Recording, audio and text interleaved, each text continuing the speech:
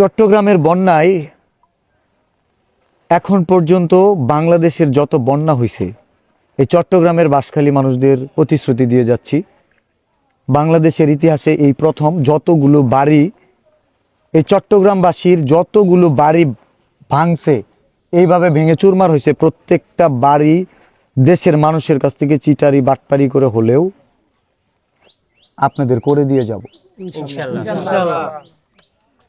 শুধু চুরি ছিনতাই করব না।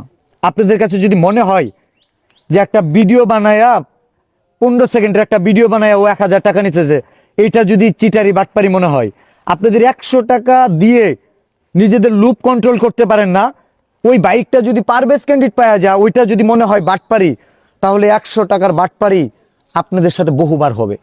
কেন এরকম বাটপারির সাথে আপনারা জয়েন হন? এত লুপ কেন আপনাদের? এত লুপ কেন? এই যে কাদামাতে দাঁড়ায় আছি, কোনো বাটপারি নেই, আসেন দাঁড়ান, 100 করে টাকা দিব, আসে দাঁড়ান। চট্টগ্রামের বাঁশখালীতে আইসা এই কাদামাটিতে দাঁড়ান, আপনার 100 টাকা আমি ফেরত দিব। আপনার 100 টাকা বাটপারি করে এই যে ভাঙা বাড়ি নির্মাণ হচ্ছে।